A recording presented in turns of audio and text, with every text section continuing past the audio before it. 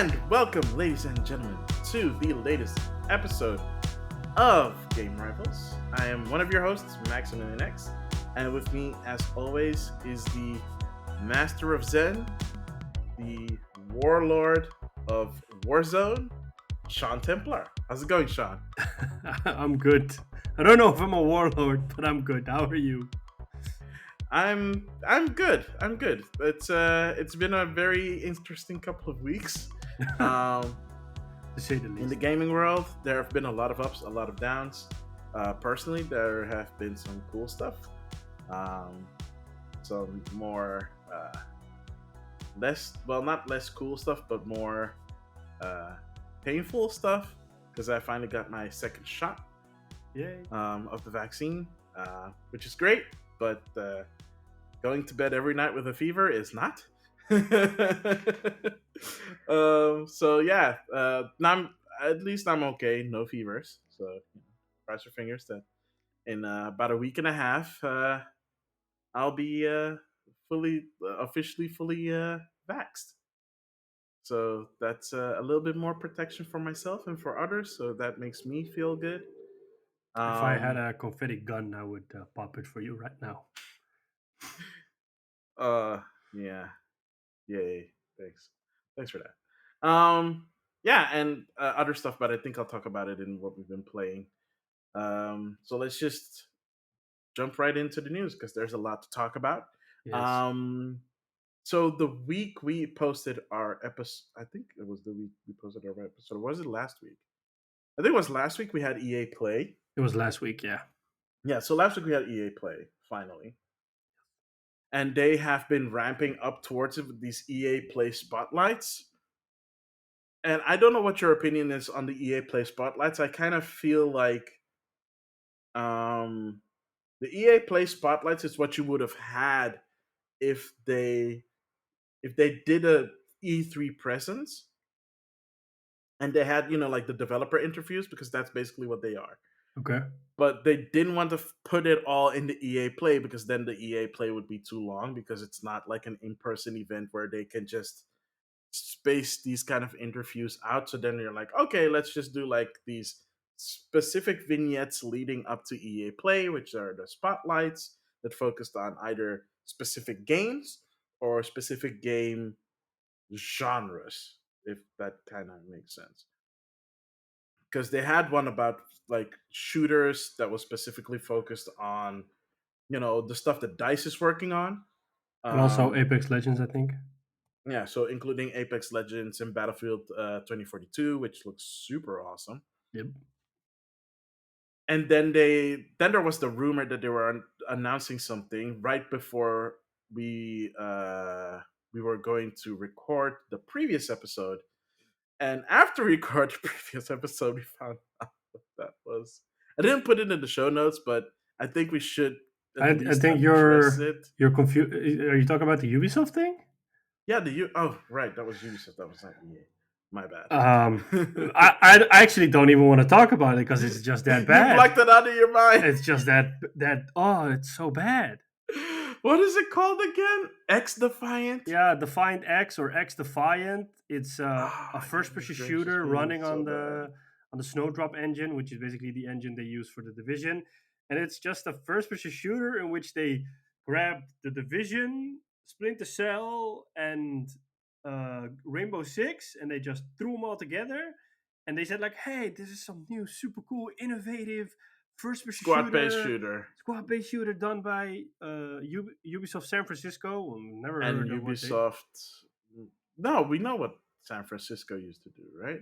I don't know. Did they do Watch Dogs too, or I don't No, know what they they did. used to do. Ubisoft San Francisco used to do support for like the shooter games. So this is like their first independent like project. Well, they certainly dropped the ball on their first one. I mean, it looks so. I'm not. No, I mean, besides the people that are getting free stuff from Ubisoft, Yeah. who are like super excited because you can see those people all over Instagram, for example, like, oh, it's so awesome. Like, you're only saying this because you get free shit. Otherwise, you would not say this. I dare you to be honest and give your opinion on this matter. I mean, we're always honest with that stuff. If it's good, Mhm. we'll say it. If it's bad, we'll also say it. I mean, we're not biased in anything. I mean, I believe in criticism. So no, just I don't even want to try it. Look, I'm holding out judgment, but the first impression is not a good one I'm not. at all. Nope.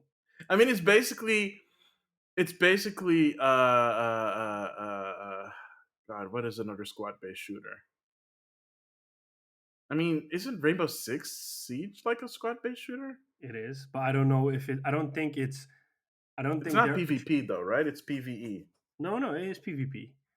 Ah, I think they're trying. This is definitely not hardcore because I think they're trying to appeal to the casual player. So they said that yeah, like gunplay was it's really important to them. it's Uh, super neon-y and it looks. it's almost like it almost feels like more of an offshoot for Watch Dogs than anything. I think if Fortnite had grown up, then this is kind of what they were aiming at. And it wasn't a battle royale. Yeah. Yeah. Oh my goodness, it's so just looks so generic and so Yep. No and man. it's free to play, so You know what that means? Battle passes and loot boxes. yep, and microtransactions up the wazoo. Happy days. I feel like Uh, Ubisoft is really going into a different direction this year I don't know because they what's going on basically with. don't have anything to release, so that they're just doing these kind of things. Besides Far Cry 6, I don't think that they have like and Riders Republic, but like where is Assassin's Creed? Where is The Division? Where is you know some other where's Splinter Cell? What are they doing with their big games? Where is Ghost Recon? I mean, it I don't know. Yeah, I But a lot I'm of a people. fan of Ubisoft. I love the games they put out this past Yeah, generation. So I'm really shocked that they're going into this direction. It feels like they're having a gap here. And I'm like, really? In the second year of the next gen dude, this console? is not a gap year. This is like they've been like kind of drifting away for like the past couple of years, man. No, I don't know because I last mean, year they they've did made Watch some good Dogs. stuff. Yeah, but last They've year made they some did good stuff. Valhalla. They did Watch Dogs. I mean, those are two good games. Good, yeah. Like people love them. People would rather not play Valhalla anymore. There's too Ah, much Valhalla, and they keep putting in more Valhalla into Valhalla, yeah. and then people are just like, "We played over 100 hours of Valhalla. We're good." I know people that got the platinums and that they just don't want to touch that game anymore, Exactly. which I don't blame them for. Yeah. So yeah, I don't know what's going on with Ubisoft. They have been on a really weird trend over the past couple of years. It's kind of It it's kind of almost feels like that they're turning into a new Activision because they ooh, kind they of should be found really this. careful with that. They found a secret formula in how to generate billions of money, and now it's like they're like kind of like when Activision figured out like, oh, if we do Call of Duty, it will just generate billions, and then they found out they can hook up battle passes to it, and then kind of go on that. And Ubisoft also found like a way like, oh, we cracked the code for live services, and it gives us billions, so let's continue on that path. And I'm like, please don't. Yeah. Yeah, it's I don't know what it is. But yeah, sorry. We were talking about EA Play and I thought that X Divine was part of that for some weird reason. Oh, I think thank maybe it's God it because I wasn't. was I think I kind of conflated with Apex Legend because they introduced like a new season and a new legend, Hmm. which is this guy with like the glowy fingers and like the microbots that he shoots out of his chest. Okay. Did you not see that? Well, for Apex, Yeah. I think I skipped it out. I don't know. I don't play Uh, Apex, so it's just no, I everything mean was I just don't skipped. play it either, but it's kind of like Overwatch character introductions. You know, they're actually pretty cool. Hmm. So yeah, pretty cool character looking character, but I'm not an Apex player, so. But they did show some cool stuff. Battlefield 1942 with a new mode, Portal 2042. 2042. Did I say 1942? Yes, you I did. meant 2042. But that's also because Portal has characters from 1942. Yeah, And it's a crazy mode. it's a crazy mode where you can basically make up your own game modes. So, for example, if you want to have dogfights between, fighter planes from World War I or World War II against stealth bombers, you can do that.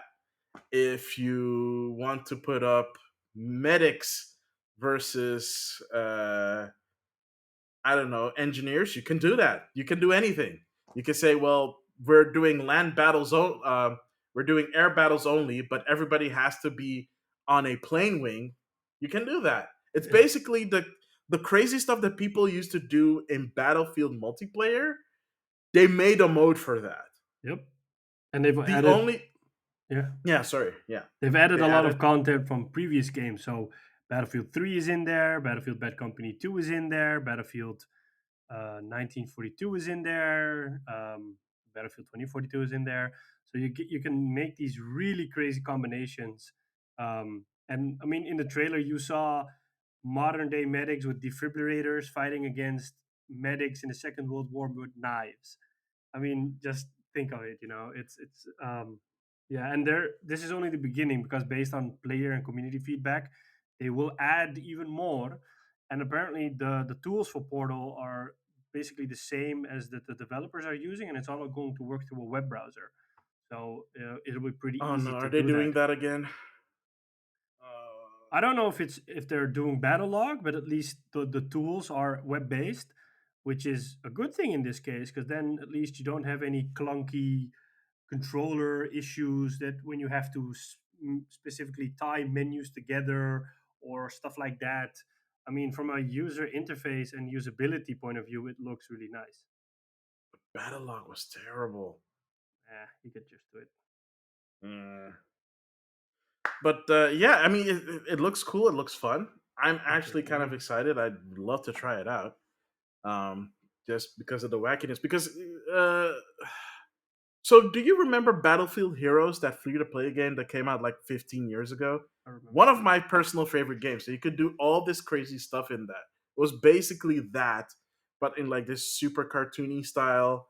It's Yep. kind of disappointing that that failed essentially because it was only around for like I a think if it year was, and a half, I, maybe 2 years. I think if it was released around the time Fortnite got popular, Oh yeah, it then it might would have still be taken off. around. Yeah, Yeah, yeah, yeah. I think it would have also been a bit different if it released around the same time. It actually would have stuck around, and its evolution yep. would be different, at least enough from Fortnite. Um, that it's kind of disappointing. I kind of hope that with Portals, if that becomes successful, that they might revive, like create like a spiritual successor to that, because I would love to have It, something that's, it's a perfect free to play game. Battlefield. What is free to play? It's the perfect free to play game. Yeah. Especially if you can do wacky stuff. Yeah. That's the whole. That's the whole fun of the whole Battlefield aspect of multiplayer. Is the funky stuff. But I haven't. No, to be fair, like I do enjoy that. It's just like with the older Battlefield stuff, it was a higher barrier to entry for me because I didn't have a PC Mm, strong enough to play those games. Plus, I didn't have a good internet connection. okay. I'm older now. I have my own computer. I have a decent internet connection. So Yeah. now it's way more appealing to play stuff like that. Yeah. Yeah, so that's why I will occasionally jump into like multiplayer games, like free to play games like that. I will occasionally play Fortnite just to see what's different, and I'll play it for like maybe a week, and then I just okay, I've done that I haven't touched Fortnite in years. again. The mechanics are the same, but they added new mechanics, and the map's completely different. Mm, So that's nice. yeah. Speaking of dabbling into things, Pokemon released a new game, They did. a MOBA They called did. Pokemon Unite, Yes. which I mentioned at the end of the news segment last time, and I said I would never mention it again because it was a MOBA, and I don't play MOBAs. And now you're completely addicted to Then I it. play Pokemon Unite, Yeah. and I've been streaming it on my Twitch channel, Yep. and it's why is it good? Why is it fun? I'm What? just like I mean, I why is keep. that a bad thing? Why is that a It's bad not a. thing? It's not a bad. It's not necessarily. Well, okay, there is a little bit of a downside to that, and that I'll explain that later. But it is surprisingly good for the reasons why you would expect it to be good, and that is it is a entry level MOBA game. So if you've ever played like League of Legends or Dota or any kind of MOBA game like it, you already kind of have the upper hand because the rules are technically the same, um, but they've simplified a couple of things. So where you have towers on each other's lanes, the towers are not auto attacking. So the towers are just places where you score points, and you score points by defeating wild Pokemon in the area, or so in the jungle areas, or defeating your opponents who also gather points. So they'll drop their points when they get defeated. You can gather those up, and then you use that to eventually destroy the gate so that you can move further into enemy territory so that you can continue to score. The team with the highest score wins. So it's not, oh, you have to destroy like the main um, tower, because there is a main tower, but you can't destroy that. You can only continue to score points with it. And that's kind of the beauty of it. It's relatively more simpler than, It's kids friendly. hardcore MOBA game. It's kid friendly until you find out that the game is absolutely pay to win. Are you surprised? It's made by Tencent. I guess I shouldn't be surprised. I'm surprised because it's a Pokemon product. Because up until this point, even though Pokemon Company has put out Pokemon games that are free to play, none of them have been pay to win. I mean, you can do microtransactions in them, but for the most stuff, it's either buying more energy or uh, cosmetic stuff. At the It's end of the not day, they stat care about altering. money. True, that's fair. As a company, that's fair. But if you're a kid, you do not have the deep wallets of an adult who can max out all those stats and just go online and clap kids. Even as an adult, I wouldn't spend a nickel or a dime on that because that is what is just destroying this whole industry altogether. That stupid microtransactions part. I mean, like for cosmetics, it's okay, but like pay to win, it's pure evil. Yeah. Also, the economy in the game is like there's like four different um uh what do you call them, currencies.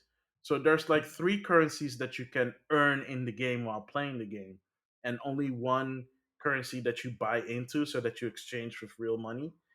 But all of that is kind of sort of interconnected, and it's all kind of a bit confusing, and you do not make enough of the free stuff a week to justify trying to save up and get more Pokemon, because the whole thing is like, you diversify in like the Pokemon that you play with, because each Pokemon has a different role to play. I So only you care have about your Charizard, which I already have, so I don't want any other Pokemon. yeah, don't say that to anybody who has a little bit experience of playing the game, because apparently Charizard and Venusaur are like the worst Pokemon to use. I don't care. I think Charizard's still the coolest one. Well, I know that there's one person who's definitely happy to hear that, because he's also a big fan of Charizard. No. So, yeah, so that's been super weird. I mean, if you look at the review numbers, they obviously do um, address the whole pay to wins part. So the review scores aren't great. If you look at the Metacritic, I think on Metacritic it's like a 5 or something. So it's not that hot. So yeah, take that for what you will. It's a But people you are know still playing it. It's pretty popular on Twitch. it's a fun MOBA game, Pokemon MOBA game you can play for free. If you Yeah, want to try it, you can try it. If you don't want to try it, don't try it. It doesn't cost you anything except your time. yeah. I mean, I tried it Uh, the day cur- it came out and I liked it. I'm just not that big of a MOBA player, but I liked it. yeah. I mean, I want to see how far I can take it. I haven't. The only thing I did was I bought the battle pass, and that's it because it was relatively cheap. Like, okay, for this one time, I'm willing to check it out, but it's not like I'm gonna do it every time because seriously, what the actual crap? The only thing though is I'm now trying to get enough points to get Gardevoir because Gardevoir is one of my favorite Pokemon. Hmm. I just don't know if Gardevoir is a good Pokemon yet, so I have to check like YouTube and see how other players, that are more experienced with them to see if Gardevoir is a Pokemon worth investing in or not. Okay. So yeah, speaking of investing, I hope you've been saving your money to get that sweet, sweet SSD, NVMe expansion for your It's PlayStation 5. it's not like it's a gold bar that I have to pay to get.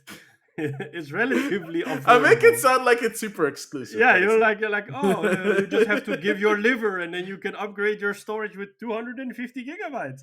And if you give your kidney, they'll add another 250. Well, you do have to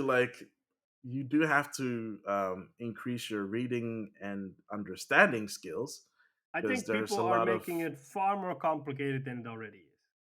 I also think that you're giving people way too much credit and thinking that they'll get like enthusiasts like us. We get Mm. it, right? Yeah. I'm talking about the people that aren't enthusiasts that still bought a PlayStation 5. Yeah, okay, but in those cases, what you'll probably get is that a lot of news outlets, YouTube videos, there will be a lot of people in the end that put out like lists of these are the best SSDs to get for your PS5. Blah blah blah blah blah. I'm talking about the people that don't even watch that. They are like, little Johnny has a PlayStation 5, Yes, needs external storage. yes, They'll just go to a random computer store. yes. They'll ask the clerk, hey, I need NVMe, and they'll get it, and then it's the wrong one. I mean, I cannot imagine that that clerk in the store won't ask him, "Okay, cool. What are you going to use this for?" Because that's a pretty out of the ordinary question. Hey, give me an NVMe SSD. It's not something like you hear every day. It's not like going to the supermarket and buying uh, some potatoes. It's Oh, come like on. You've been to stores where the clerks don't care. I certainly hope they will care in this case. But anyways, we're making it. We're make. It's not like we're gonna send us a rocket to Mars. It's an SSD. I mean, it's good news. The beta firmware is in testing right now. One of the features is that the expansion bay is activated. I have seen videos already of people doing it. I mean, one of the Gen 4 SSDs you can get is one from Corsair, which is a really popular one. All SSDs need to have heat sinks, which is good. I mean, a terabyte for that driver I'm talking about is 160 euros, which is a lot of money, but relatively, it's okay. It's affordable. So, like, if you want to add a terabyte of extra storage to your PS5, you can do that hopefully after the summer.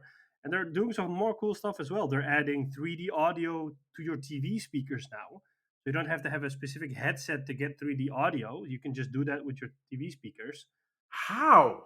I don't know. They're doing it. TVs don't have 3D speakers. The headphones aren't 3D as well, and like you can use all headphones for 3D audio. It's No, not I like mean, they yeah. throw special drivers in it. But is available, and they revamped the UI. They've like if you're playing a PS4 game or a PS5 game, it subtly in the corner says if it's the PS5 or the PS4 game. It's Oh, also finally, they fixed the thing that they should have fixed at the beginning. do I'm still you saying that the system was not like ready to be like launched, right? get out of here, man? I'm seriously not gonna Yeah, have this discussion with you because because of that. The system is no, not ready because to of be other launched. stuff. Like Like the what? NVMe was like the expansion slot was not ready to be used. There aren't enough games to even justify it now. It's like you don't have to fill up your drive. Like, which dumbass is gonna fill up his drive on day one? You don't even, unless you're one of those wackos that plays 30 games at the same time, which I personally do not understand that people are doing that because how are you enjoying that game? I mean, I know that people do it and it just annoys the shit out of me when I'm like, I see people saying, like, oh, today I'm gonna play Cyberpunk. And then the day after, they're like, today I'm gonna play Control. I'm like, but you were playing Cyberpunk yesterday. Don't you want to know how the story continues? You can't tell me you finished it. And then the day after, today I'm playing Mass Effect. I'm like, what the hell is going on? These are massive games. How are you not confusing what's happening? Some people have the capacity to do that. Plus, need I remind you that when the PlayStation 5 launched, Yes, people were having issues with capacity because the dang thing was downloading PlayStation 5 and PlayStation 4 versions. they fixed that. Yeah, but it should have been something that wasn't an issue to begin with. We talked about You this when it lose some, happened. you win some. You can't have it all in there from day one. Microsoft did. Microsoft created this stupid marketing term called smart delivery, and they But it basically but bombarded it us with it. works. No, no, no, no. I'm not talking about the fact if it works or not. I'm talking about the fact that they waterboarded us with this stupid term smart delivery, and as soon as the damn box launched, they're not talking about smart delivery anymore. Why? Is it not that important anymore? Is it not that Maybe it's significant? because it just works. No, because why waterboard us for months with the stupid term, and then suddenly when the damn box comes out, stop talking about it? I mean, why could you talk about it 2 months ago, but now suddenly you forget to mention it? Now all you talk about is Game Pass. Waterboard us with that. It's still Yeah, tremendous value, because but smart delivery works. Also, that thing basically only has like a year or two as lifespan. Plus, the only reason why you're going to waterboard people in advance is for those people that are on the fence okay, of upgrading to a new system. but what if uh whatever you call the little kid just now who walks into the clerk store with the Little NVMe. Johnny. Little Johnny. What if little Johnny has been Hmm. trying to get a PS5 and he still hasn't got one? And he's finally said, you know what? I'm going to buy Series X. And he doesn't know anything about a Series X. Don't you think he would have wanted to know that there is smart delivery? Well, maybe that's what I said. It just works. You don't need to know that it's there that it works. But what if Because he doesn't know if it's there whenever or you not? download a game, it's going to download the most optimized version of it. It's either a Xbox One version if there's no Yeah, but he Xbox needs to, Series S or X version. if he doesn't know if he can transfer his save, like, wouldn't he want to know if he can do that? Yeah, but I think that's a game on by game basis though, isn't it? I thought that was included in the whole smart delivery No, process. smart delivery is basically the system saying, "Oh, I see that there are two versions of this game. Hmm. I'm going to download the optimized version of that game to your system." Are you sure? Because I thought it Yeah. included other stuff as well. No, because like here's the thing with smart delivery. Smart delivery is just delivering the optimized version of that game. It's not doing anything like with save data transfers. If you have, like, for example, a game that's the same on Xbox One and you're playing it on your Series X, it's going to automatically check that because that's how cloud save works. It says That's actually something different from smart delivery. here. It says that the save thingy is also part of it. But the main aspect of But I'm not talking about smart the main delivery. aspect. I'm talking about No, the but the save main part. aspect of cloud of sorry, not cloud save. The main aspect of smart delivery is having the right version on your drive. It's not downloading two versions and then you have to figure out, oh, I have the PlayStation 4 version on there taking up precious space for no reason. Why is that there? They People fixed didn't it. even realize that it was there. They I'm just fixed it. saying. Yeah, they fixed it, but it should not have been a problem to begin Why with. not? I mean, it's normal. It's a launch window. They have to iron things out. Nothing is perfect from day one. Don't give me Fair. that look. Don't give me Nothing that look. has to be perfect at day one, but basic functionality has to work. This is not. It's not. Don't throw that at me. Basic functionality. It's not like the console doesn't work without it. No, but it's doing something unnecessary. Well, I won't disagree with that, but still, Yeah. I mean, I'm not saying that the Xbox was perfect either, because even that also was like, oh, you want to set up your Xbox, you have to be online. Like the initial setup, if you don't have an internet connection, you cannot play games on that thing, which is kind of dumb because not I everybody lives in a place where the internet is stable or like where we have it where it's fair use where you basically don't have a data cap. I still can't imagine people having a data cap. That's just weird. Yeah, I know. I think we're spoiled. But hey, they're adding some other stuff in the update as well. They're like there's now a vertical list of your trophies, which was a really needed one because if you kind of look at your trophies, it was sometimes hard to figure out where they were. So you can now much more easily find your trophies and deal with that. At Hmm. least that's what I Yeah. saw. And there's like a huge list of all sorts of sort of stuff that they're putting in. But the main takeaway is, at least what people are focusing on, is that the M2 drive expansion is finally happening. I'm happy that they're doing it.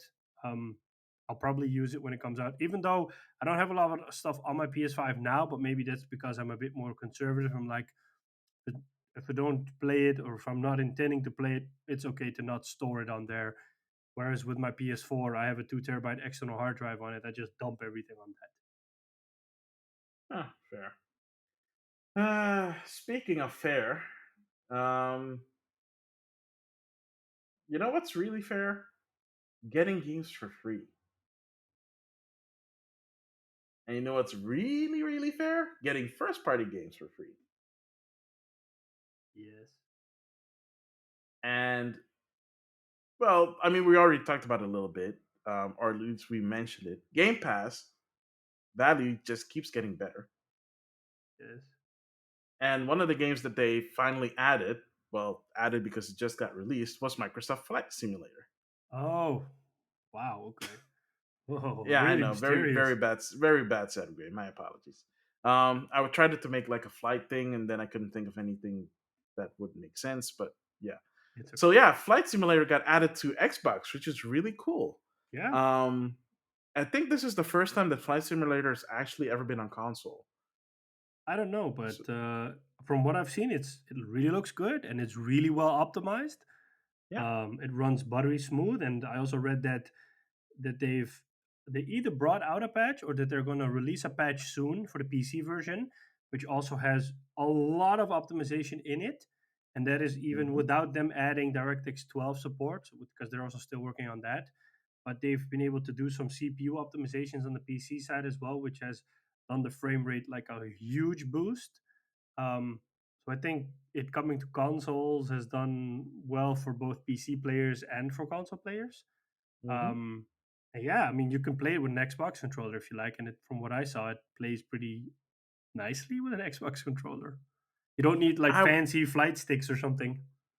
No, I mean that is the optimal way to play, of course, but I think for seriously, is it full worth it? immersion, you want it's kind of like a racing wheel for a racing game. You can play it with a controller, but Yeah. if you want full immersion, you'll just buy a racing wheel. Have you ever played Flight Simulator with like a flight stick before? No, I know Oh, someone that actually. has like a pretty extensive set, like with a Hmm. yoke and a rudder and a this and a that and a yada and all the bobs and whistles. Um, it does look really cool. The cool thing as well is he showed me an app that you can. I think it goes through the PC or through a tablet, but Hmm. there's like an air traffic control app you can sign into, and Hmm. then in the game, if you're, for example, on an airport, there's like an actual air traffic controller, a real person that is just taking in planes and sending them off, and you can hear him through your headset. And then even if you're in the wrong spot, he'll reach out to you, call you out by your tail number or whatever, and say, "Hey, you're in the wrong spot. You need to clear this runway, or you need to do this, or you need to do that." When I heard that, I What? was like, "Whoa, this is so cool!" Wow, that is a lot of dedication. Yeah, but like there is the flight sim community is really hardcore, and that's one of the cool parts. I mean, it's the same like there's this military first person shooter. It's called Squad, and Hmm. it's like tactical to the max. So it's not like, hey, I see a guy running over there on the hill, shoot him. It's like, no, enemy spotted, 500 meters, blah blah blah, or Squad Alpha requesting blah blah blah blah. It's like really all with the call signs and the military. Oh, my phone's ringing. Ignore that. So yeah, it's like with the whole military stuff in there. So some communities are pretty hardcore. Nice. Oh, Yeah, that's pretty cool. yeah. I'm not gonna lie. kind of tempted to get an Xbox Series S just for Microsoft Flight Simulator because Maybe it's it's on pretty chill. the cloud Game Pass thingy. You can try it through the It is browser. not, but I think it has Oh, to do with the fact that they haven't upgraded their um, servers. servers to have Xbox Series X instead of Xbox One S. I think that are currently in there. They're still doing the upgrade stuff. So I think when that happens, they'll add it to the cloud version. That'd be nice. Yeah, that would be. They have like a lot of cool other games on there, but that one was kind of like the highlight there. Yeah, I think The they flight simulator. added all the Yakuza games as well now. Yep, it's all available now. That's also kind of really insane. Like if you want to go on a Yakuza binge, you can pretty much play the whole Kazuya storyline from start to finish Yeah, on Xbox. So that's really cool. yeah, Um, you know what's less cool? Delays. yeah. But if it's a And small delay, then it's okay. yeah, I mean it. Here's the thing with delays. We've said this before, and like Cyberpunk was like the big example of why delays are important. Is that if you put out a mediocre product, you're kind of gonna lose a lot of face. So it's better to delay it until you have something that is actually decent to release. Yeah. So Kenna Bridge of Spirits is one of those PlayStation 5 console exclusives. It was supposed to come out mid August, and then it got delayed to September 21st, which is, yeah, disappointing at first, but you know what? As long as the game is better for it, sure, why not? I was personally looking forward to it because they announced a while back that it's also going to be available to play through GeForce Now, Mm. uh, with ray tracing. So that's going to be really nice.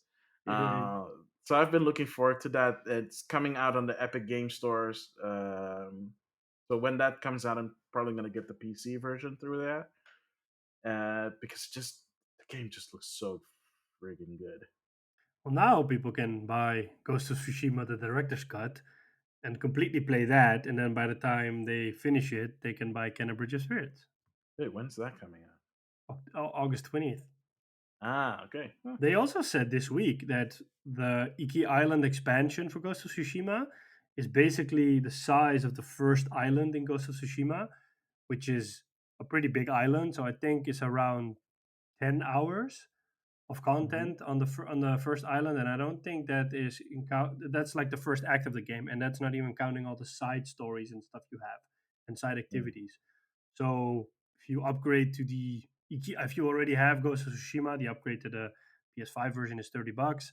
So for $30, you get basically an expansion to the story, which is a minimum of 10 hours, or at least it's looking to be 10 hours, which is longer than most single player games, to be honest. So looks like to be a lot of value in there for gamers. Well, I was hoping that that would be the case, considering the weird upgrade path for that game. Yeah. Um, The upgrade path for Death Stranding is completely different. There, if you have the PS4 version, you can upgrade to the digital deluxe version for like $10 or something like that. And then you can just pop in the PS4 game on your PS5, and then you have the PS5 version because it downloads it. So it kind of uses the 4 and the 5 version. But mhm. if you buy the PS5 version separately, the other day I looked in the PlayStation Store, it's 49.99, so it's not €80. Wait, seriously? Yeah, I mean, I was surprised because now I bought Death Stranding on disc. I don't have a disc PlayStation 5. So I'm like, well, if it's only $50, I might as well buy the game digitally. Really? Oh, okay. I did not know. Wow, they actually did something good for once. Yeah, I found out the other day. I'm like, whoa, this is nice actually. But that kind of makes there's like, but why does Ghost of Tsushima get the same treatment? Why are they making a difference in that? Hey, you're right. Yeah, that's 49. Wow, okay. That is super weird. I wonder who pulled the final string on that one, though. I don't know. I think maybe it's because I wonder if the content is less. I mean, Like it's like, I yeah, think sorry. basically it's. I mean, the way you have to look at Ghost of Tsushima is basically I mean, Sucker Punch has always done expansions in the past when they released their main game, and those expansions have always been 30 euros. So I Mm, think in this case, they're just not selling the expansion separately. They're selling it as all complete package, and that's why it's 80 bucks if you don't already own it. But mm. if they were to release the Iki Island expansion separately, I think they would charge people 30 bucks for it. But they're not, they're just simply not doing it in this case. Yeah. Yeah, okay. Well, you heard it here first, man. If you haven't played Death Stranding yet and you own a PlayStation 5, pick it up. It's 50 bucks. That's actually a good that's actually a recommend in this case. Yeah, it's coming out September 21st, so I know what I'm going to do then. Oh wait, it's coming out the same day as Kenna. Yeah, now that I think of it. Oh dang, they kind of don't stand a chance. Well, but like they're Oh no, completely I two want Kenna different. to succeed. It looks so much fun. Oh, no, no, wait, it's coming out September 24th. Sorry, 3 days after Oh, Kenna. And ooh, Kenna is not a full goodness. price game. Kenna is 40 bucks on the PS4 or Yeah, PS5. yeah. It's also 40 on the So Epic Store. I So don't think it's that long of a game. no, but yeah, I don't know. Like, I won't know until it comes out. I will. Okay. I think. Oh, there is one more thing, PlayStation related. A new milestone Yes. that it has hit. Yes. So at this point in time, the PlayStation 5 has sold over 10 million units, Yep, and it's faster which than is, they did with the PS4. yeah, how long did that take? On the PS4, I thought it was 271 days. On the PS5, it's around 240 something. So they did it in a month less. That's pretty decent. Yeah. Yeah, 10 million. It's again like amazing, The estimates especially for considering the everything. the estimates for the Xbox, but I don't know if it's a combined or a separate thing because Microsoft doesn't release sales figures. The Mm. estimate is that Xbox has sold 6 million. Also, not bad. Again, all things considering, it's not bad, but if you can pick up Series S at a store right now, then you can kind of see where the demand more lies. It lies more with the high end stuff, and the PlayStation 5 and the Xbox Series X are that high end stuff. But then I'm wondering, are they able to make enough Series X or not? Because I don't if think they're that's the case, pursuing and it. people like if people are more willing to wait to get their hands on a Series X over a Series S, so they don't want to compromise, despite the fact that it plays pretty much all the games, Hmm.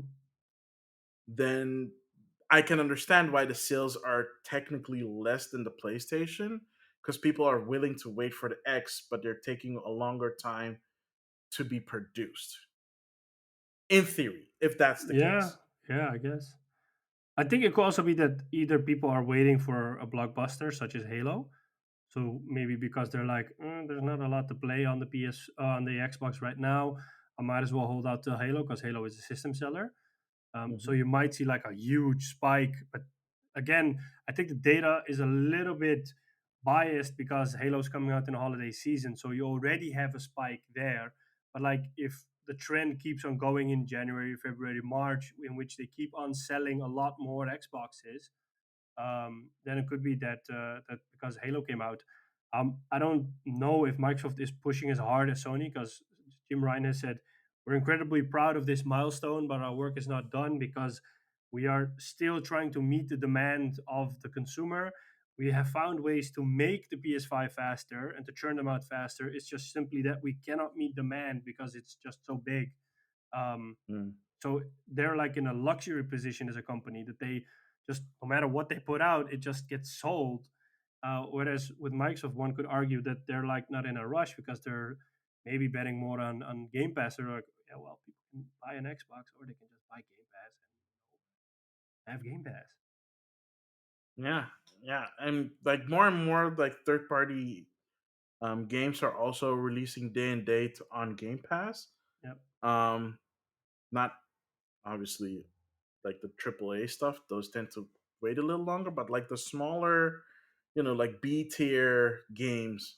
Again, B tier doesn't mean it's bad. It's just like a slightly lower grade, those tend to either get day and date release, or like if not day and date, like shortly after, they might be on Game Pass.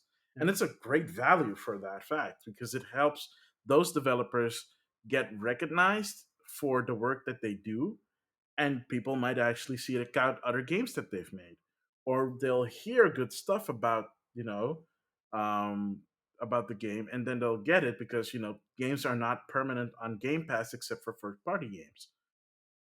Yep. Yeah, I mean, from what I understood, how Game Pass works is that they just give you a big bag of money, and I wonder how sustainable that is in the long run, because I wonder if the subscriber amount of Game Pass will offset the amount of times that they put a big bag of money in front of a publisher or a developer and say like, "Here's a big bag of money. We want it today and date on Xbox or on Game Pass."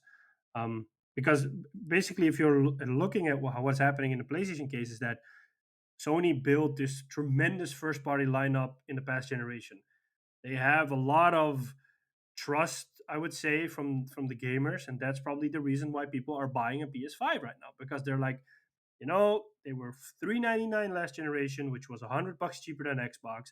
They had the best games, and Hmm. they're doing the same stuff, which isn't necessarily bad. They're just bringing out sequels to these beloved games. I mean, I know that I personally am looking forward to Horizon Forbidden West, God of War, Spider-Man 2, maybe Gran Turismo 7. I still want to play Ratchet and Clank. So like already a lot of games, and who knows what Sony's gonna do, because a lot of people or rumors are suggesting Sony's gonna bring back some old games that we didn't get on PS3 or PS4. So there's like this immense trust in the brand, and kind of like what you get, and those are a lot of great games.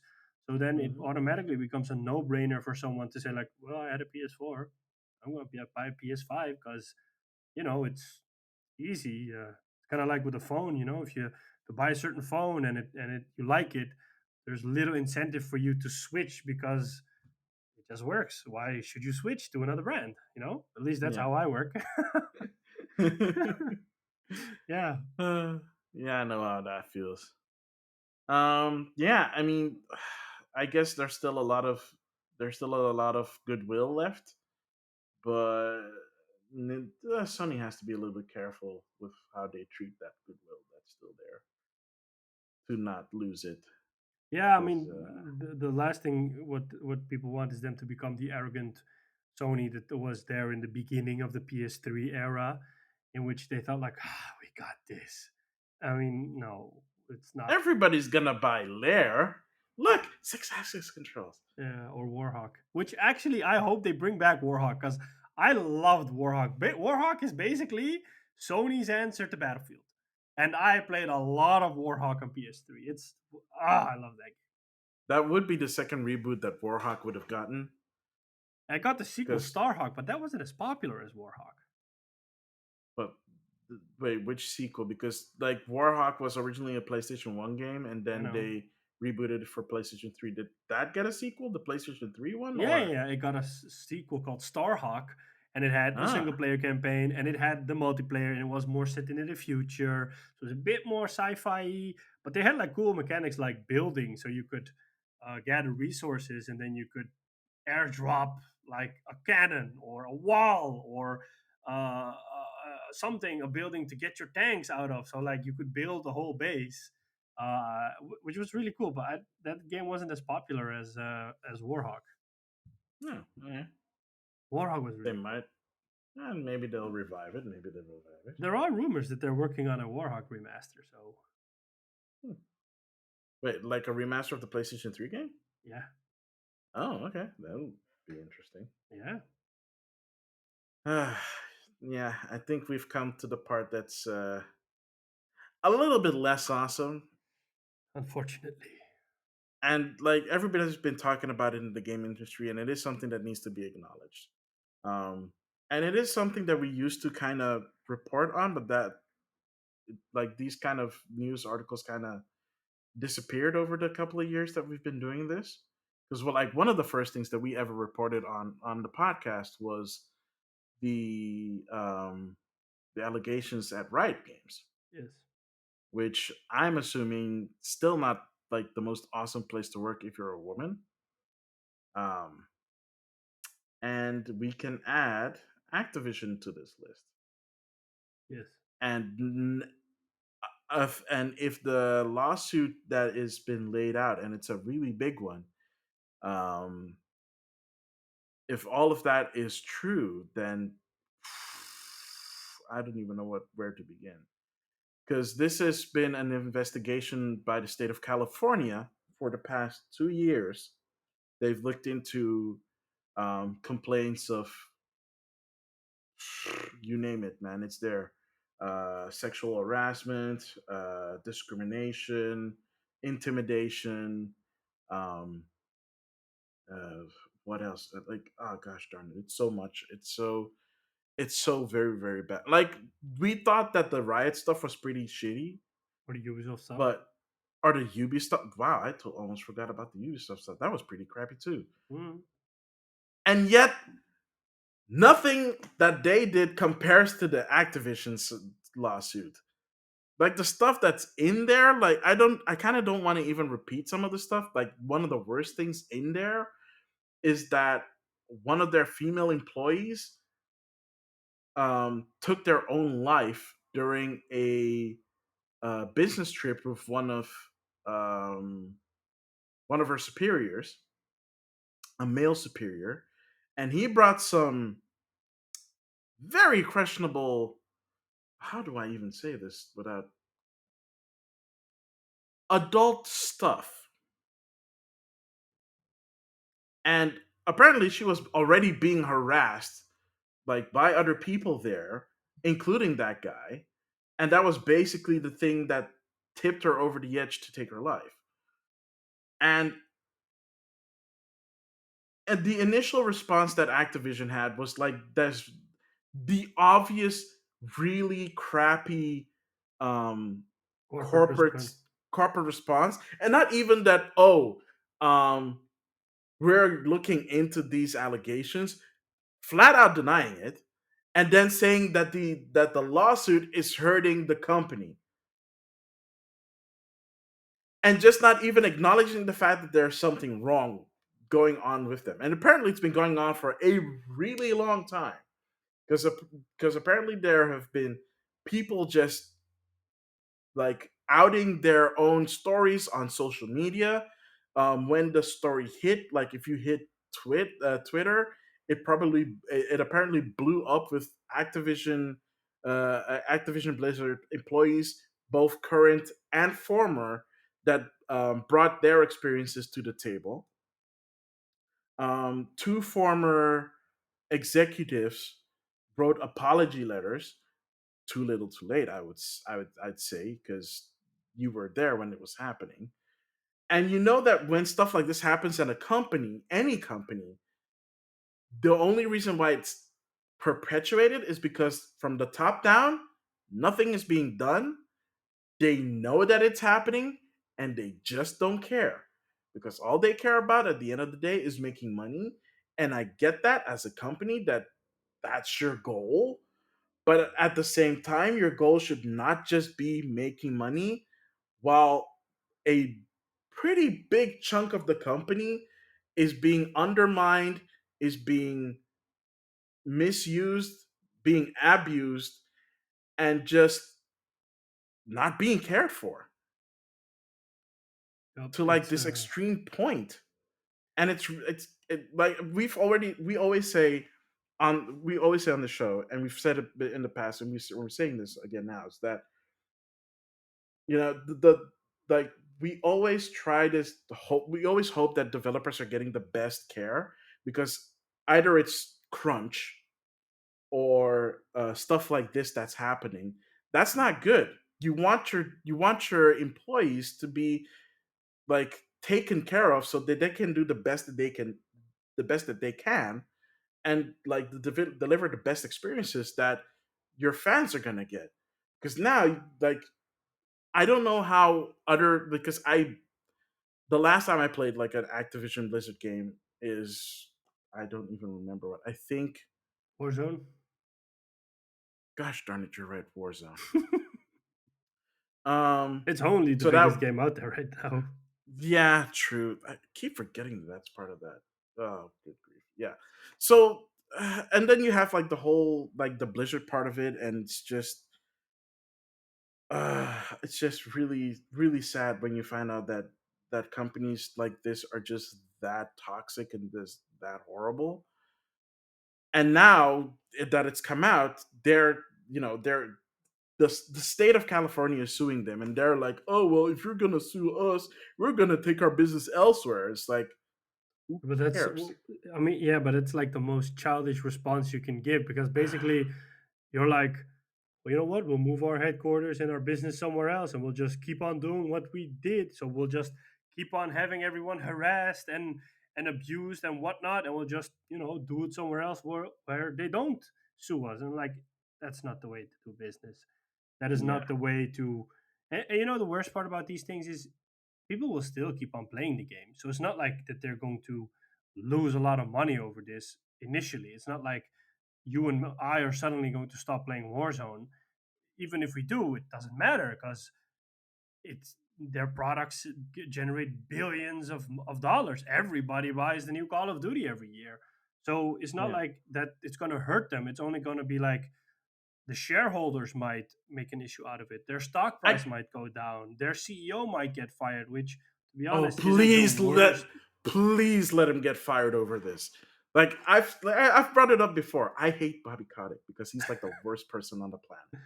He's like the worst CEO. Like we've had bad CEOs in game companies. We've had Don Matrick. We've had John Riccatelli. Like No, John he wasn't Riccatelli even at that Evil bad. He wasn't wasn't even even that that bad. bad. He was No. just not great. He was just not like horrible. So I will give John Riccatelli that. You weren't horrible. Yeah, You but were there's like just a not difference great. between making But bad decisions like Don Metric did with Xbox One, and he just like in his head it was all okay, and a lot of people were like, "Well, that's different." I mean, there's that, and then at the other and end then of the there's spectrum is you is make Bobby freaking Kotick. millions by firing people, and you save a lot of money, and then you profit off of that. You get a lot of bonus for that, and you make sure that your company turns in billions, and then you look away when these things happen. And we know that Bobby Kotick doesn't care because in the past he used to say stuff like, "Well, if they have to crunch, then so be it."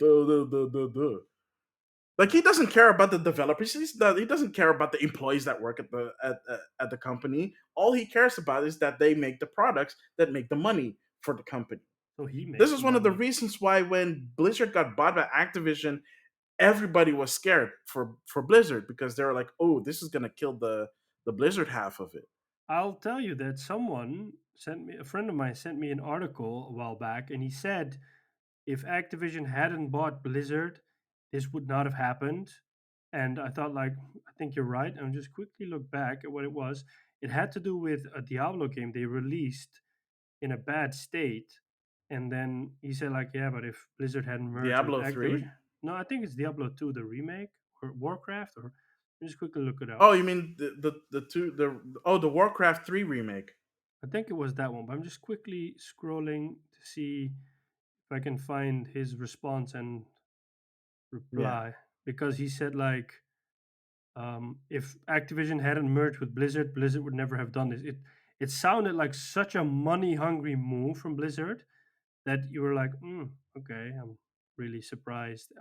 I'm sad that Blizzard does this. Yeah. Yeah, because that is a total Activision move. Yeah, Let's totally. not forget the reason why a whole bunch of plastic instruments are at Goodwill places is because Activision basically burned out the Guitar Hero franchise, um, and also a bunch of plastic figurines in the sky what's that Spyro game called again? The Skylanders?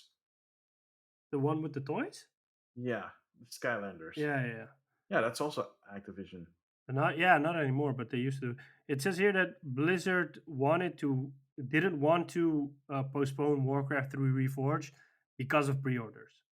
So Yeah. Activision Blizzard apparently knew that the game didn't meet the requirements that they had promised, but didn't want to delay the game because of the pre-orders. Blizzard was afraid that customers would want a refund. That sounds more like an Activision decision than Blizzard because let's not forget, at least when Blizzard was still Blizzard, their whole thing was the game's ready when it's ready. Yeah, yeah, definitely. they haven't act like the Blizzard side of thing hasn't acted like that in a very long time. I don't even remember the last time they did that because they just now release games, with Yeah, maybe the exception of i- Diablo on mobile. in the article they go a bit more in onto that. The reason the game wasn't in a good condition was that they didn't put a lot of money into it, unclear vision and mismanagement. And Blizzard wanted to put that money in bigger teams such as Diablo 4 or Overwatch 2 because they kind of know that those games generate more money. Yeah. But I think that this has clearly to do with that. If this is true, it's because they merged with Activision. And I mean, there's like this saying that eventually, when the more you deal with something or the more you hang out with something, the more habits you take over. So this looks like something like that. Yeah. Oh man, and like the crappy part is that apparently the male employees there are just a bunch of bums, or at least like a certain group of them are basically a bunch of bums. They just come in, they play video games, and basically delegate all their work to to like the female employees, and they don't get the recognition for the work that they do because they do not get promotions, and if they do, they get threatened with, oh, if you get pregnant, like you're out. Or they probably get shitty pay compared to a guy.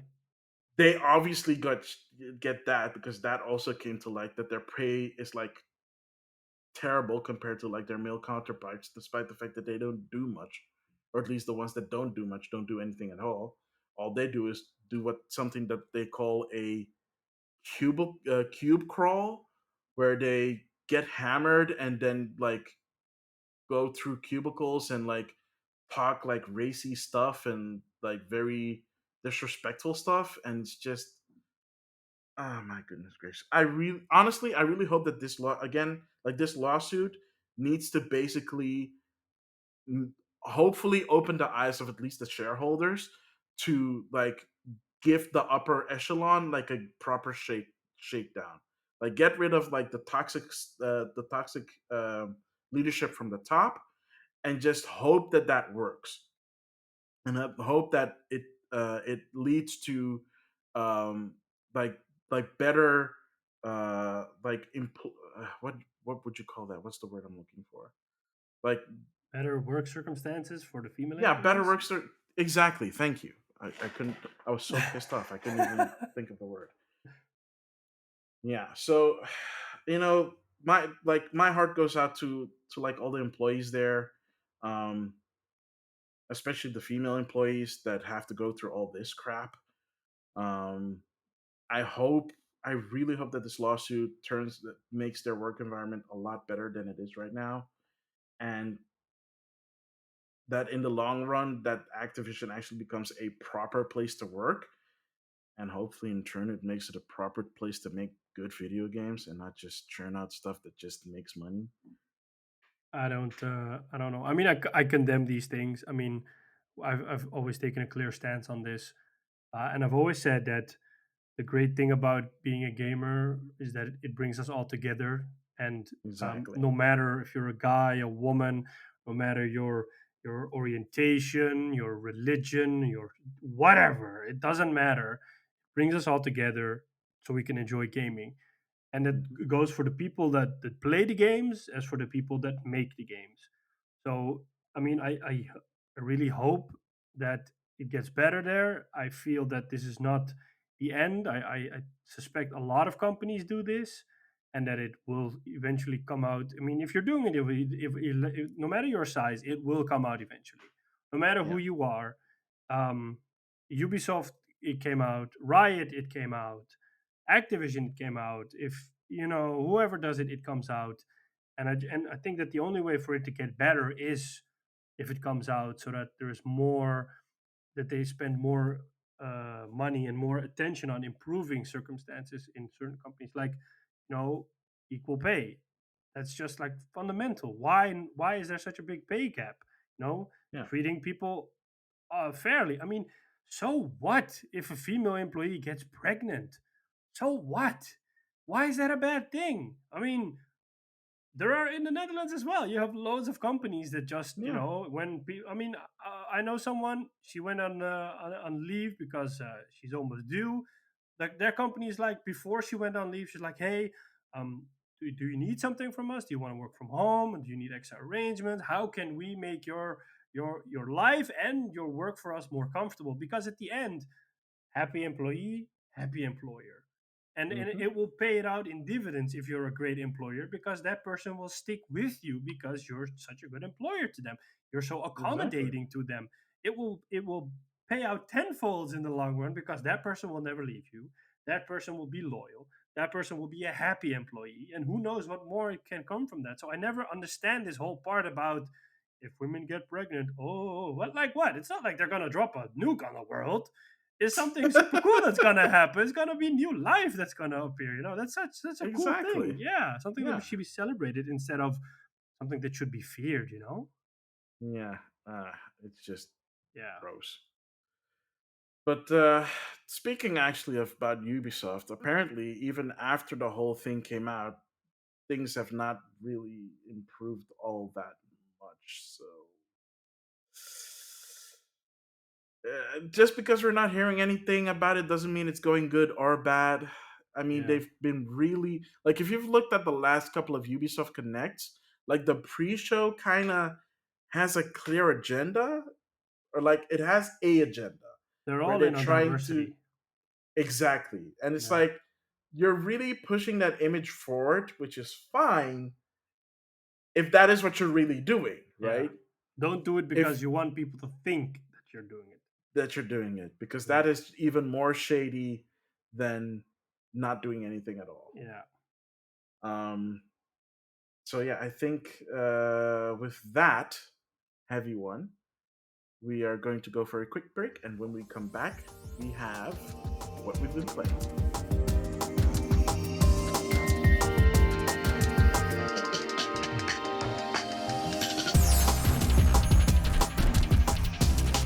And we're back, ladies and gentlemen, with what we've been playing. So, Sean Templar, are you finally out of that gaming dip? Oh, I am. I don't know how it happened, but suddenly it was gone. Why are Okay, you? sorry. I was thinking about something way, way, way worse, but it's yeah. Continue. It's not like I So sacrificed a goat or something to get out of no, it. no, no, no, not nothing like that, man. Something way more personal, but it's fine. Okay. So Um. what have you been playing? So yeah, I played a little bit of Pokemon Unite, and Hmm. I'm not really a mobile player, but I mean, I think it looks really nice. It plays really nice. It's really friendly, user friendly. So I think like everybody can just pick it up and play it.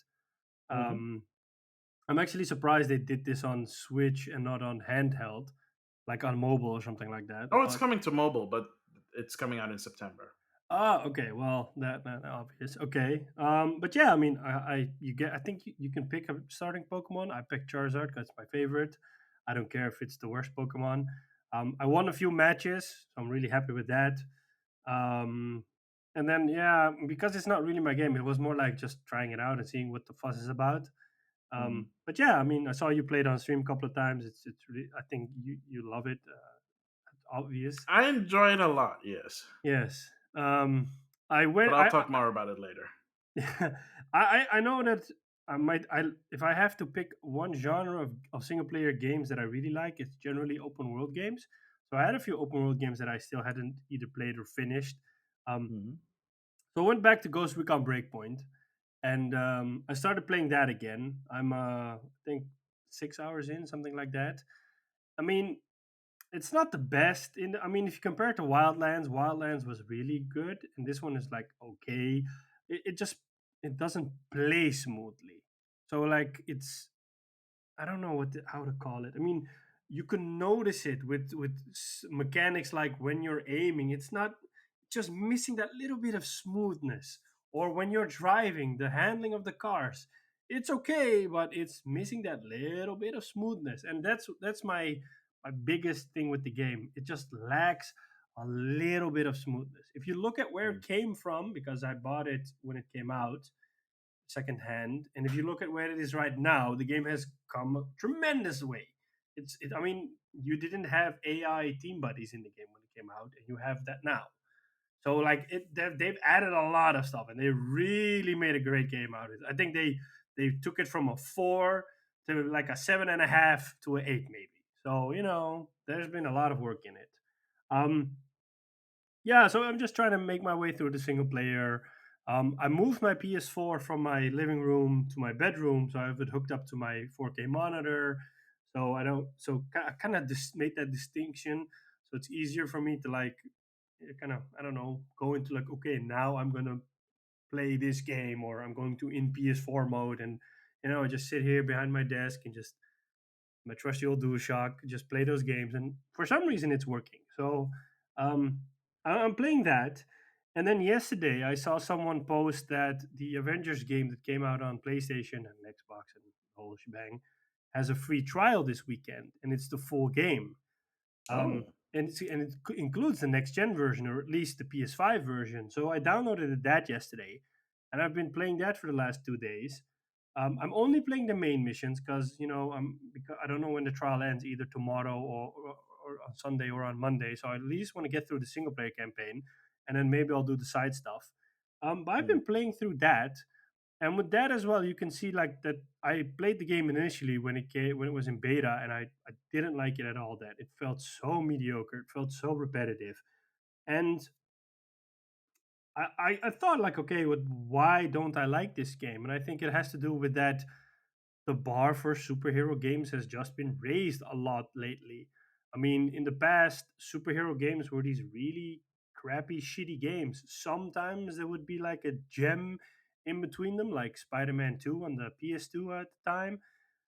But 9 out of 10 times, it would be this crappy game that would just be a movie tie in, and it would be rushed to meet the movie's release. And I really believe that Batman Arkham Asylum changed that because they mhm. just did something completely different. So the Batman Arkham series raised the bar completely for superhero games. And then Spider-Man came in and like pushed it past 10 into 15. And like, I mean, Spider-Man on PS4, and then with Miles Morales as well, that game pushed it even further. So, the bar's been raised pretty high. And then when you look at this game, Avengers, it's basically like I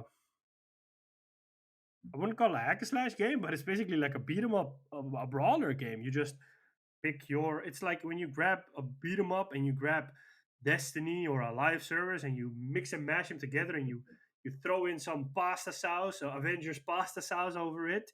This is what you get, and that's not necessarily a bad thing, but I think if you have those fond memories of superhero games like the Arkham games and the Spider-Man games, it's a bit difficult to wrap your head around it, because then you're like, wow, what's this? But if you Speaking of Spider-Man, they still haven't added Spider-Man to the PlayStation version, have they? no, I think that's still going to happen. Yeah, Is it? yeah, because they did announce it was going to happen, but um, now I know that the Wakanda the update is coming out soon, which will add Black Panther and a whole slew of single player content. I mean, there's a lot of content in there, which is a great thing. But yeah, it really feels like a live service. It is a live service game, but it really feels like a live service game where you can get different outfits for your teams. You have all sorts of crates in the levels that have gear for your team, like an arc reactor upgrade for Iron Man, or a repulsor for his blasters, or whatever. Or with the Hulk, it's more like Improved upgrade. rib cage. Yeah, stuff like that, or fists, or I don't know, whatever. And then with Miss Marvel, it's like a bracelet. They just do something. But yeah, I mean, the combat's fun. Um, it's not a game that you have to.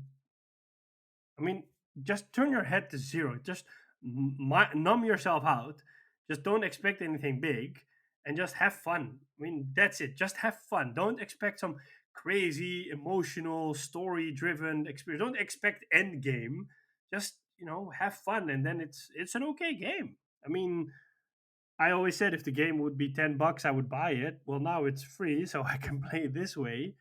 Um, they're doing a discount, and if you buy the game, your progress transfers over because it's a trial. You don't get any trophies, but I can live with that. Yeah, I don't do it for the trophies anyways. Yeah, I must say that the PS5 version looks really nice. It looks Really? really, really nice. Like, Because the PlayStation 4 version was not very good optimized last yeah, I here checked. they give you the option to go for upscaled 4K 60 FPS, so performance mode, or resolution mode where it's 4K locked at 30. I'm playing 60 FPS mode, and I mean it looks really nice. It's like subtle details that the characters have on their outfits or in the environment.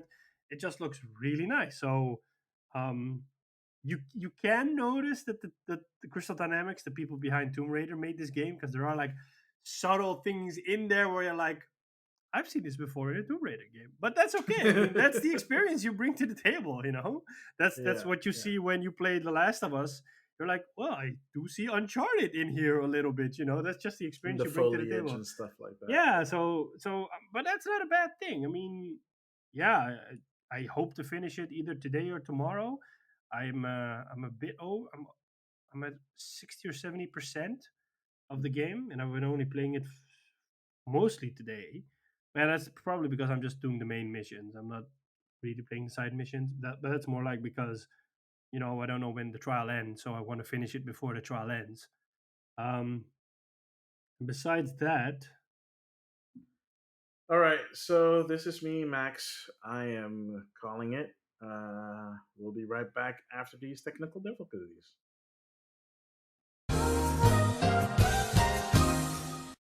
And we're back from our weird technical I difficulties. don't know what At happened. I was least, just doing my thing, and then you suddenly said, "Oh, I can't hear," but I could hear you. So I don't know what happened there. yeah, you froze on my end, so Oh, okay.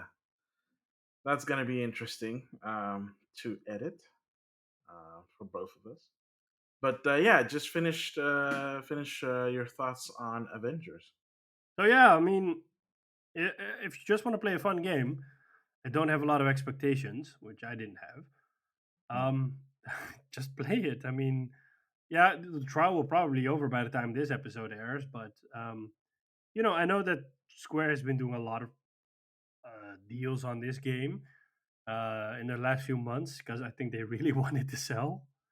Hmm. And they're doing more Marvel because in October they're going to do the Guardians of the Galaxy game. I don't know if that's going to turn out well, but who knows? Um, Yeah, yeah. a little bit disappointed that it's a cloud game on Switch. Well, I think So that's that's even better because that way you don't have some dumbed down, ugly version of the game, but you can at least play like a pretty nice looking game on the Switch. true, but that means you can't play it offline.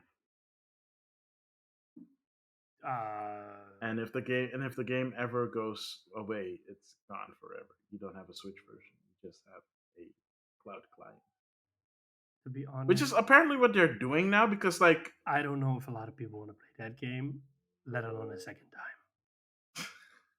you don't know that the game's not out yet. But I mean, come Uh, on. I have the same feeling about the game that I had about the Avengers initially. And I mean, like, it's that the Avengers is that I'm playing it now. But I think if I played it on release, I would not be as positive as I am right now. yeah, fair. Um, So there maybe have been try it a in a lot year. of yeah, maybe, but there have been a lot of cloud games lately on Switch. It's Like the future. Plague Tale Innocence is cloud. The new Life is Strange games are cloud, which is super weird because I don't think those are like graphically taxing games. I don't know. So it's weird. I mean, it's interesting, and at least the option is there, but at the same time, it kind of feels like, okay, I get why some people want like a Switch Pro, because then they don't have to do weird cloud solution thingies. Yeah. So yeah, anything else you've been playing? No. Oh, so that's it. Okay. That's it. Yeah. Yeah, it's because this whole stupid technical difficulty kind of derailed us, but fine. Oh, All yeah. right, No, that's basically so what I've played. So what have you been playing? Well, I mean, we already talked about it a little bit before, but Pokemon Unity, I've been playing that. I've been Pokemon playing that on Unite. my stream, and yeah. So I said in the previous episode basically that I was ready to hate on the game because it's a MOBA and I don't care for MOBAs. I was like, why are you making a Pokemon MOBA? Like, what's the appeal there? Like, who is it for? The only other answer that I had for that was that it is being co-published by Tencent. So it's basically another reason for a Pokemon game to exist in China. And from what I can tell, at least, the mobile version, which is coming out in September, um, people people are doing like the closed betas was done on mobile, and the closed beta is still being done on mobile for China. I actually saw some like beta footage of, like, for example, they released a new Pokemon, Gardevoir, which is one of my personal favorite Pokemon. And I saw, before it got announced that Gardevoir was coming on Wednesday. I It saw really some sounds like like you're saying God of War. Gardevoir, voir. It's kind of French. Oh, and you're so sophisticated with your multilingual tongue. No, except for French. I'm really bad with the French language. Um, but yeah, so the the first time we saw that Pokemon was from the closed beta from like the mobile version. Um, so I was like, oh, it's just like specifically made for that market, and they're just doing an international release because it also was a bit weird that they released it on Switch first. But I think it worked in their favor because on Switch, you're going to have a lot of people playing it and being way less skeptical about it that it's a free to play MOBA than if they just released it on mobile or they released it simultaneously on mobile and Switch. Because I still feel that if you're going to play it on Switch, you have a little bit of an advantage in terms of controls Yeah. because you don't have to fidget around with digital buttons on a screen. You're not I never decreasing your understood how screen real people could estate.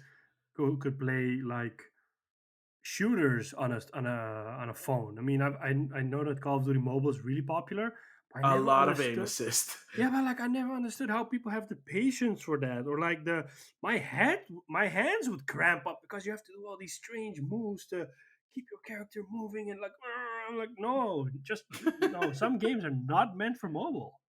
They also simplify the controls. Yeah, I mean, I But tried to play Fortnite on mobile. It was horrible for me. oh, no, no, no! Don't play Fortnite on mobile. It's horrible. Yeah, but like that, I mean, but it's popular, or at least it was popular. Oh no, it's still, yeah. Well, yeah, not on iOS because it's not on there anymore. I'm pretty sure a lot of Android players are still playing it on mobile. Probably. Um, so yeah, I mean, it's a surprisingly good strategy that they did to release it on Switch first, and then wait for the mobile version to come out because I think the mobile version will still get a lot of downloads, but the Switch basically allows it to be on streaming platforms like Twitch and have YouTube videos being made by it. Yep. Mobile is not as approachable to stream from, so it makes a lot more sense. I think that had to be part of the strategy. And like I said before, the game is technically pay to win. So if you're an adult and you have a lot of disposable income and you just want to clap some kids, you can invest in that and do that. Or you can just actually get good and like look at YouTube videos on how to get good. Um, and like watch Twitch channels by, professional, no, not professional, but like experienced League of Legends players playing it and like giving you like top strats and whatever. Or maybe Um, Twitch players like at Maximillian underscore X. I am not a professional League player. I've No, said it no, no. before and But I'll say it like again. you stream the game, so I do stream the game. Yeah, I do stream the game. And I also recently got affiliate, so that's nice. And that partially has to do with the fact that I was playing more Pokemon Unite, and I got a lot of people in on that. So congrats. for those that follow me, thank you. I appreciate it a lot. Like I only recently started playing online again and streaming again, mostly because I actually enjoy streaming and like talking to people in the chat. It's a fun way to like interact with people. So like with Pokemon, it's really fun because I also I did a couple of co-streams with one of my Instagram partners called RB Gaming 95. And wait, did I say it right? I said it right, RB underscore gaming underscore 95. But 95. the Yeah. fact I'm laughing is because like the last 3 or 4 episodes, you've mentioned him every time. It's I like, is he slipping you money under the table to He's mention not you slipping me here? money under the table. Because if that's so, I want in on it because it's like a 2 man show. It's not like you can just slide over an envelope. It's like, hey man, you can sort of shout out. Doesn't work that way. well, well, what can I do? I play with the guy, so we've had co-streams before, Yeah. um, and it's been really fun to do that. Tell It's him been. that next time if he wants you to mention him, there's going to be a fee. This is not a free show, okay? Shall we say that to Liam too then? Well, Liam doesn't. He didn't get a lot of shout outs compared to RB. Yeah, like you've mentioned Liam only like a few times. He'll get a Yeah. friend's pass for now. So yeah, I've been playing like that a lot, and like I said before, I want to save up so I can buy Gardevoir, which costs like 800 coin or whatever, like Pokemon Unite coins or whatever that currencies. That game is way too many currencies. It's too Yeah, much. Um, so I've been playing that. I've been playing Final Fantasy 14, the MMO. uh, the MMO. It was on. I don't know if it's still on discount, but it was on discount when I bought it. Oh, you actually bought it On because I thought it was like Yeah, a yeah, whole yeah, trial period people could yeah. jump So into. there is a. Mm, yeah, where to begin with that? So there is a trial period for like, hey, have you played it before? You can come back, jump back in, but you can only jump back in on the version that you bought. Okay. So I originally bought Final Fantasy 14 like a couple of years ago on the PC because that was my main online gaming. I didn't have a PlayStation 4 then. Okay. Um, I didn't have anything else that could play the game, and I was interested in it. It was on discount when I bought it for the PC. So I was like, you know what? I'm gonna buy it for me. I'm gonna buy it for my bud, and we can play together.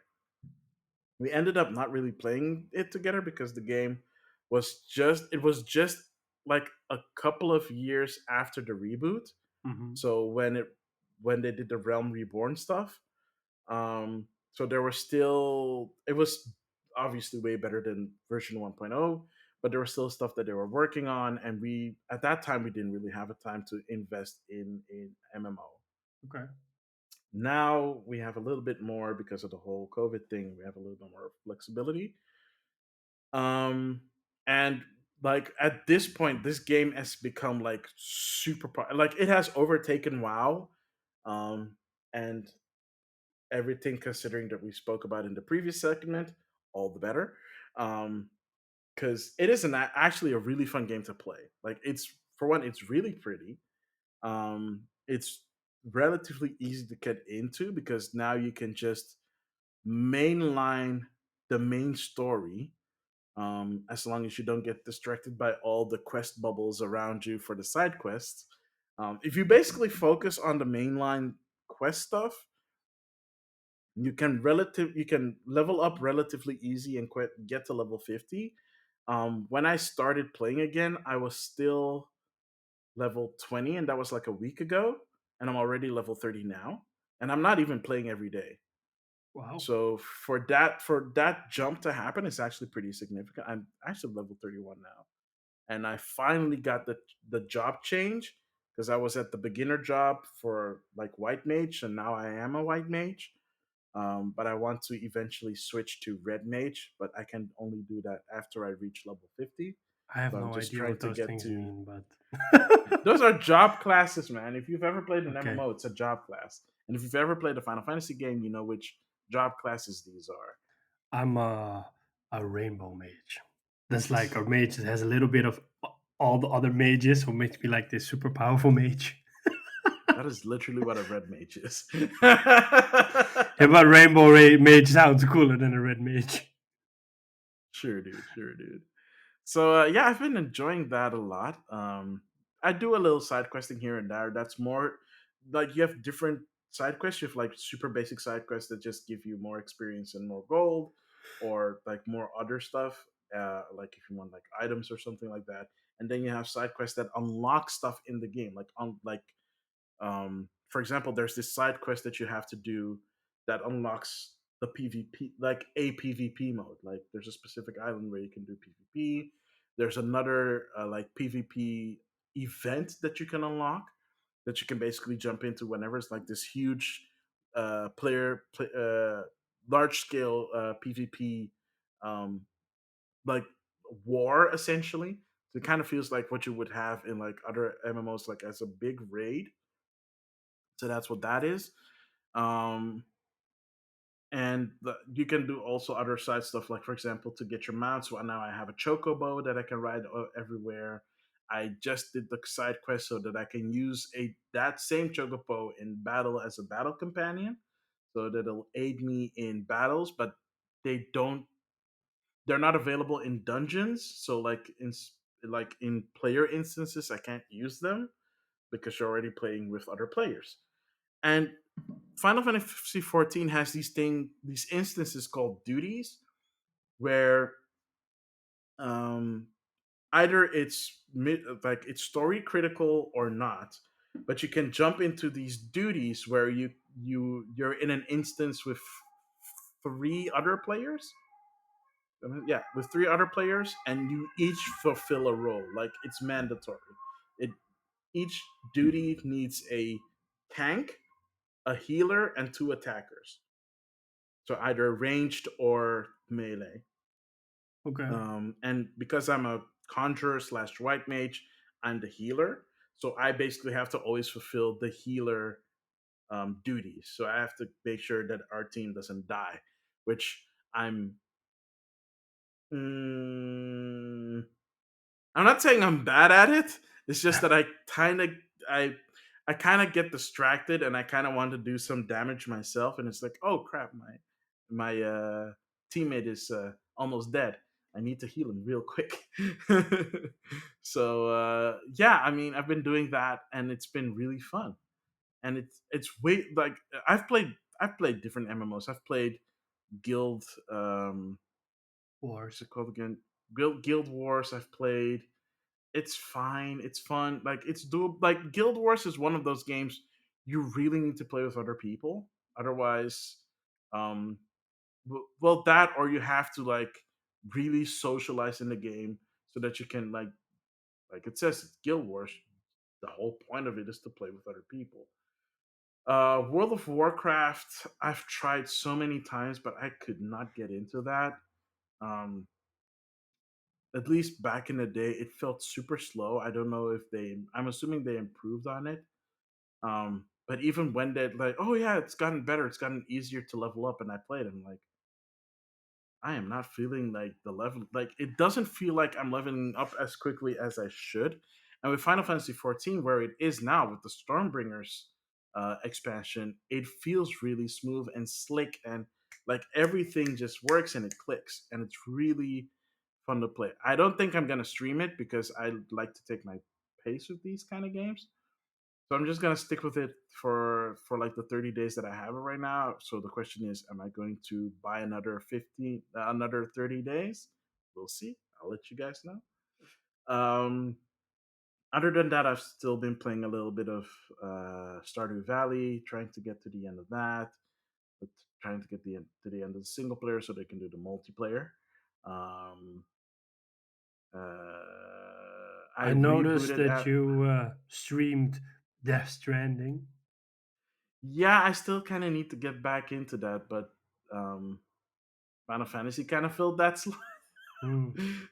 So I will get back to Death Stranding. I don't know if I'm going to stream it because um, In the beginning, that it's a game. lot of watching cutscenes. Yeah, so I don't know if I want to do that. Well, I'm still in the beginning, so I might read.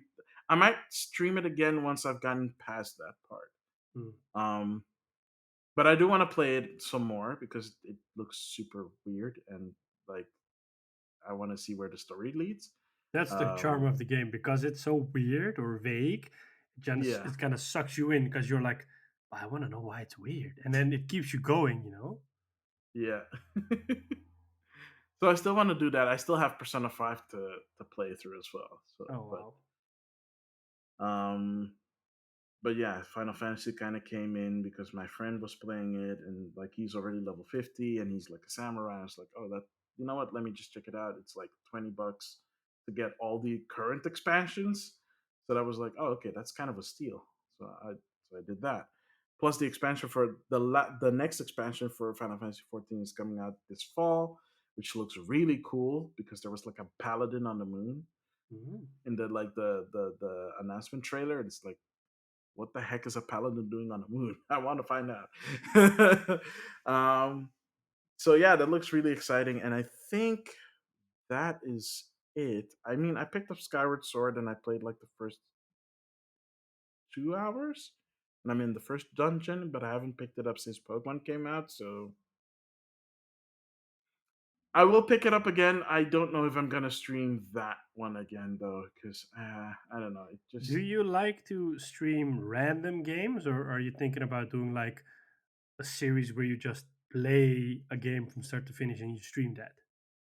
well, so Originally, you did random stuff. I know. yeah, originally I did random stuff because I the part of it is like I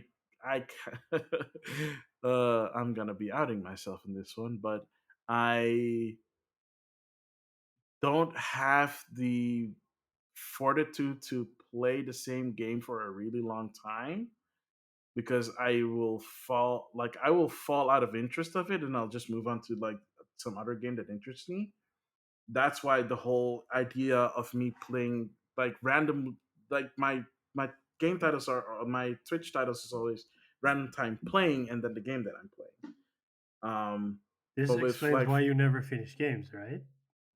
no, I mean I've finished games that interest You me. can't even look at me straight. You're like, no, and then you're looking away. I mean, I'm not looking like I'm looking straight to the camera, looking right at you. yeah. You know who you are? You're that person I despise that I told about in the beginning. That the one day you're playing Cyberpunk, the next day you're playing Mass Effect, the day after you're playing Pokemon. Make up your mind. Come on. No, I play stuff that I enjoy and I want to keep that up. Otherwise, I end up in gaming dips and not play anything for months. Hey, I mean, it's okay to be in a gaming dip. It's not like the end of the world. It saves a lot of Not, money. it's not great when you're streaming, man. It's not great when you're streaming. That's Yeah. also one of the reasons why I want you to stream because then it kind of forces you to like play games, and you tend to stick to games longer than I do. So I it would be am going to perfect start for you. streaming. I'm just thinking about either so like I have all the stuff to do it.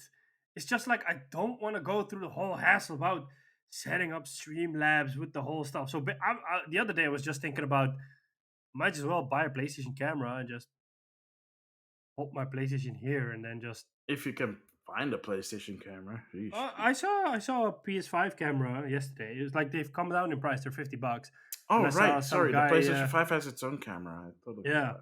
and I saw a guy selling his for $30. I mean, I've been looking online for the PS4 camera, but the quality's not as well. So, like, I don't know. Maybe I should just commit to like setting the whole Streamlabs stuff up, and it's probably not that difficult. But No, it's not. I mean, if you're using Streamlabs and what I'm using, Stream Elements in combination with that, it's relatively easy. Because once it's set up, that's it. Maybe you have to do some tweaks here and there, mhm. and it's not like you're not gonna run into technical difficulties. But like we say in the Twitch community, you're not a Twitch streamer. You're not a streamer unless you have technical difficulties, and that makes you a true streamer. Nice. Yeah, so it's like that. I don't want to deal with the whole hassle. But besides that, I mean, like, yeah, I want to get into it because I see it as a way to for me to kind of force myself to play certain games because otherwise some games I'll just never play. I mean, like, uh, so I was thinking, like, for example, I was thinking maybe I should do Last of Us 2 again because it's been more than a year since I played the game. and maybe playing the game over might give me like a fresh perspective on the game, because when it came out at the time, I just wanted to see how it ended. So I just basically rushed through the whole game in 3 days because I just wanted to know where it goes, And now that I would play it a second time, I'd be like, I have time to explore stuff. I have time to take in more of the game, to maybe appreciate it a bit more. And the other day, I was thinking like, I could just fire up Warzone and have people watch me get my ass kicked. That's also always fun. So I don't know. I want to do it. I hope to do it soon. I just don't know how I'm gonna do it. Yeah, I That's mean, if basically it. like the setup like is the setup part is relatively easy. The part that is kind of a challenging thing is like to commit like certain days to it Hmm. and like time to it. That's kind of the challenge right now, and I'm trying to figure out how to set it up. Hopefully by I'm not making any promises, and I'm not going to say when, but in the next coming months, weeks, and months, I should have a more structured schedule if everything goes okay, and that way I can actually commit at least like a day or two to streaming, um, and then I can also commit to like having like set games that I'm gonna be playing. I think I'm still gonna commit one day to doing random games because sometimes you feel like playing a certain game and then you want to just play that game. Like I really wanted to play. Um, uh, I really recently wanted to play Mega Man Battle Network again, but I don't own a copy of Mega Man Battle Network on Game Boy Advance. I need to go look for it. I tried looking for it, but I couldn't find anything near me, so I probably have to go online and find a copy there that's hopefully not price gouging the crap out of you and like just buy it online so I can at least fulfill that little itch. Um, It's a really specific itch, a yeah, really old itch, I would say. well, I am a bit of a retro gamer, so I tend to have like nostalgic feels, and I want to play like games of yesteryear. I'm still looking for a Uniracer to buy, You're but not it's gonna so find hard that to one. find. Yeah, you're not gonna find that one for a I normal did. price. Here's the thing: I did find it at an affordable price, but I didn't buy it because I was trying to look for it for even cheaper. You cheap And then, bastard. and then I was like, okay, fine, I'm just gonna get it from that place, and it was gone. Like, no, See, that's what happens I when you waited too cheap out. long. Uh, it's like that scene from what's that? Not Evil Dead, but one of the sequels of the Evil Dead. It's like um, so basically he goes to sleep and then he has to wake up during a certain time, but he wakes up like centuries afterwards, and then he's like, "No, I slept too long. The whole world is destroyed." Reminds me of South Park, where Cartman can't wait for something and then he freezes himself in and he wakes up too late. Oh yeah, that was kind of a oh yeah, that was the what was that one again? Where he was waiting for the was it for the Wii? So he was waiting for some I, tech I thingy. think it was for the I think it was either for the Wii or for PlayStation 3 or something. Yeah. But he couldn't wait. Yeah, it was for the Wii because it was this whole like two-part thing and like with like future otters and stuff like that and all ridiculous. Yeah. Oh man, that was good times. But yeah, that's what I've been playing. All right. Then I think we're at the end. Yes, we are. All right. So I have to do something that I said last time that I am not a fan of, but unfortunately, because of discoverability and stuff, we have to do this. So um, thank you all for tuning in. Um, we would really appreciate it if you followed us on YouTube, subscribed, hit that little bell ring a ling ding thingy so you get notified when we publish a new episode. But as well on the podcast platforms that you listen to, if you could be so kind as to leave us a good review, as podcasting platforms don't really have like an algorithm that push something, so discoverability is really poor on podcasting platforms.